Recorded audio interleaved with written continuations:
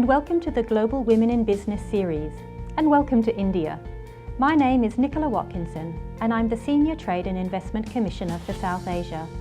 I'm going to take a few minutes of your time to talk about the development of the Indian market, the potential opportunities that we have identified, and how you as an Australian business can tap into those potential opportunities to grow and develop further.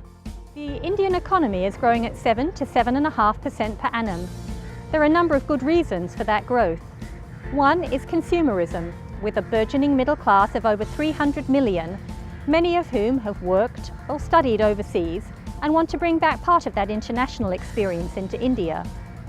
Another great cause is the investment in infrastructure across power, roads, education and health. And a third area is the drive by the Indian government to improve the international competitiveness of Indian businesses through strategies such as Make in India and Digital India. All of these areas offer a wealth of opportunity for Australian businesses. So let's explore some of those opportunities in a little bit more detail. Austrade has an extensive network of offices throughout India, and we've done a lot of research into where the best opportunities for Australian business lie. These fall into three major groupings. One is consumerism, focusing on premium food and wine, on sport and on tourism. The second is around capability, in areas such as vocational education and training and water management.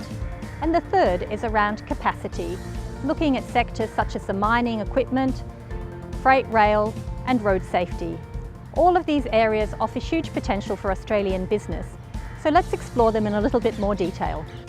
The Indian market for imported foods is growing at over 30% a year, with wine, dairy, pasta and sauces and chocolate being some of the fastest growing product categories. In fact, India has become the fastest growing chocolate market in the world, and I'm not taking sole responsibility for that. Another area of opportunity is e-commerce. In India, over 65 million people are visiting some of the top 3 e-commerce websites each month, and that is growing at over 30% a year. Some companies like Flipkart and Amazon are already starting to look at the Australian market to see what products they can source from Australia. That is in the areas of things like the food and wine area, but also in areas such as fashion.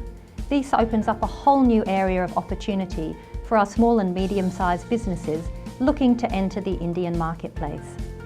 Over 20 million Indians enter the workforce every year. That's nearly the population of Australia. And this is placing huge demands for vocational education and training here in the Indian market. Austrade has been working to identify ways in which Australian institutions can get the right balance of price, quality and volume to meet the needs of the Indian market. We're starting to see a number of institutions, such as the Australian Retail College, Deakin University and CEDA, really growing and succeeding in the marketplace. And this is an exciting area of opportunity, both to service the workers who are going to stay and work here in India, as well as looking at the transnational education market for many of the Indian workers seeking opportunities in regional markets like the Middle East. The Indian government has set an ambitious target of increasing the level of manufacturing in India from 15 to 22% of GDP. In order to do that, Indian businesses are going to have to become more internationally competitive. Australia has world-class expertise in ICT, life sciences, agri-tech and advanced manufacturing and materials that can help India to succeed in its goal. Already we've seen companies such as Infosys, Mahindra and Tata coming into the market to take advantage of what Australia has to offer.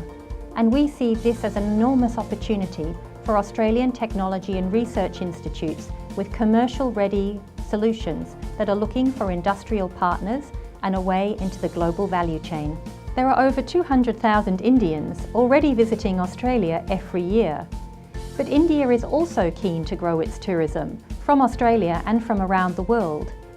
One of its greatest assets is its cultural heritage, with over 32 UNESCO World Heritage Sites listed in India and thousands more cultural assets that need to be explored by the international tourist. Many of those need better conservation and better tourism interpretation. And this is an area where Australia has world-class capability to offer. we already have a number of groups such as Narrowcasters and Sue Hodges Productions who are starting to come into the market to offer their services and solutions, and we see this as another area of strong opportunity for Australian business. I hope that this little video has inspired you, Australia's women exporters and future exporters, to take a closer look at India and all that it has to offer. We in Austrade South Asia look forward to hearing from you and stand ready to answer any inquiries you may have.